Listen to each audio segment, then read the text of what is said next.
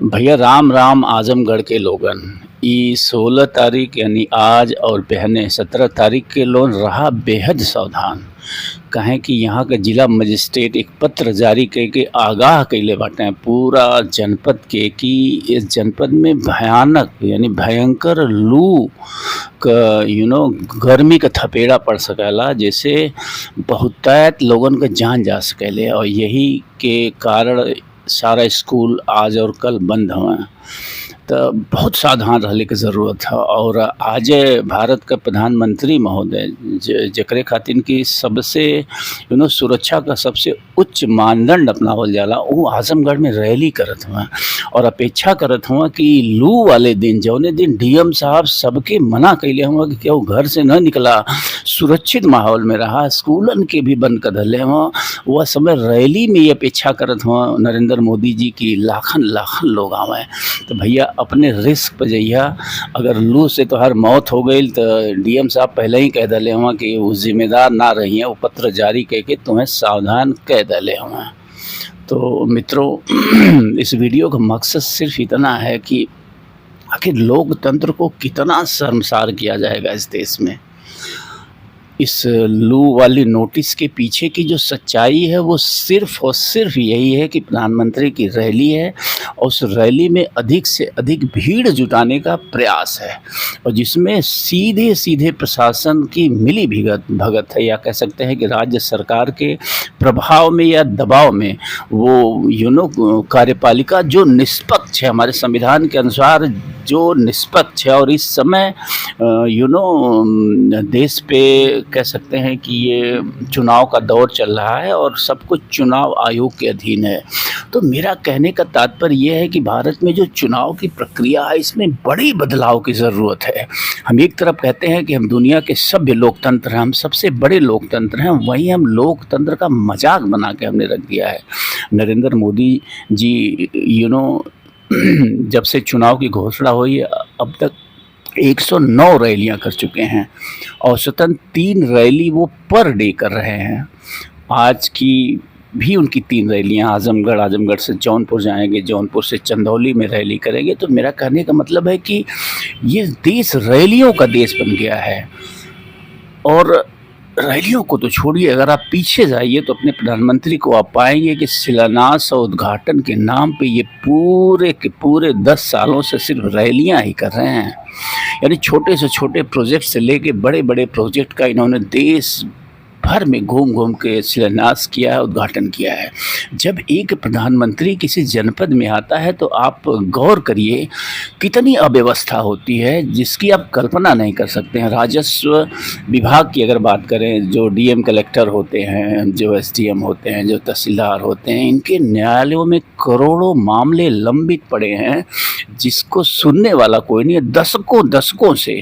और जब एक प्रधानमंत्री आपके ज़िले में दौरा करता है तो 15 दिन पहले से ये सारी व्यवस्थाएं ठप हो जाती हैं। सारे के सारे अधिकारी कर्मचारी जो भी न्यायाधीश हैं, एसडीएम तहसीलदार, ये सब के सब प्रधानमंत्री की रैली को ऑर्गेनाइज करने में व्यस्त हो जाते हैं। तो आखिर क्या ज़रूरत है? Why not we are adopting the process which America follows.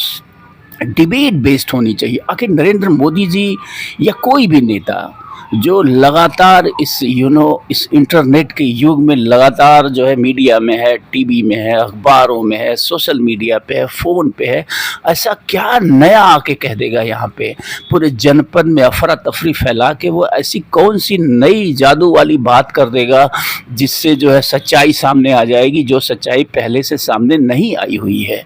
तो कुल मिला के मैं आलोचना ही कर रहा हूँ, सबकी आलोचना कर रहा हूँ, इस पूरी प्रक्रिया की आलोचना कर रहा हूँ। इस देश के चुनाव प्रक्रिया में बड़े सुधार की ज़रूरत है।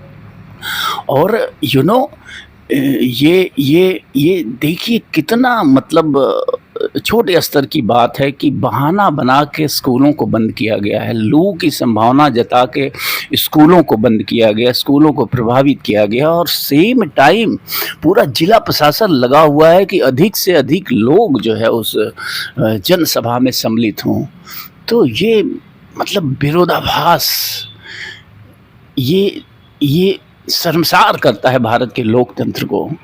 और मैं यही कहना चाहता हूँ कि भारत का जो चुनावी प्रक्रिया है वो अमेरिका से सीखना चाहिए और डिबेट बेस्ड होनी चाहिए। आज मीडिया का युग है और आप वहीं दिल्ली में स्टूडियो में बैठे बैठे डिबेट करिए और अपनी बातें जनता के सामने लाइए। क्या ज़रूरत है पूरे देश को अस्त व्यस्त करने की। तो ये मैं इस परंपरा के कतई विरुद्ध हूँ। और ये रैली बेस्ड जो चीज़ें हैं, जो 12 महीने जो है रैलियाँ, उद्घाटन, शिलान्यास, इन सब पे रोक लगनी चाहिए। क्या ज़रूरत है कि प्रधानमंत्री हर ज़िले के हर प्रोजेक्ट का उद्घाटन करे? क्या वहाँ नेता नहीं है लोकल, वहाँ जिलाधिकारी नहीं है जो शिलान्यास कर सकें या उद्घाटन कर सकें? तो कुल मिला के पूरी की पूरी लोकतांत्रिक प्रक्रिया जो हमारी है दूषित है, प्रदूषित है, इसमें त्रुटियां हैं, इसमें कमियां हैं। इन कमियों को जल्द से जल्द हमें दूर करना पड़ेगा, तब जाके हम कह सकते हैं कि भारत एक गौरवशाली लोकतंत्र है। अन्यथा मुझे जो लगता है भारत का लोकतंत्र नाम मात्र का लोकतंत्र है और ये भेड़ तंत्र बनता जा रहा है, या यूँ कहें कि बन चुका है। ये भीड़ और भेड़ तंत्र बन चुका है। तो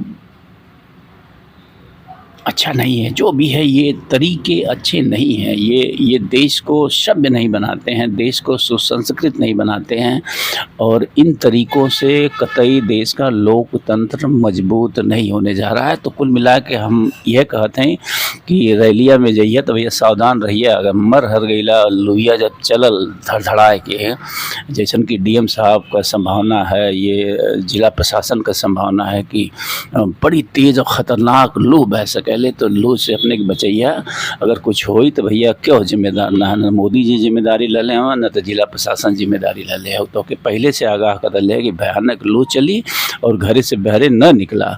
और यही सुरक्षा खातिर देखा प्रशासन कितना चिंतित है तोहरे परिवार खातिर, तोहरे बाल बच्चन खातिर, कि स्कूल के 2 दिन खातिर बंद कर ले। तो तुहूँ सावधान रहा, क्योंकि जितना तुम्हें अपने लइकन का ज़रूरत है, लइकन के भी तोहरे उतनी ज़रूरत है। तो मत जाए रैली सैली में यार, घरे रहा आराम से, चुपचाप खिड़की दरवाज़ा बंद करके कि लू न लग जाए, लू न लग जाए तो के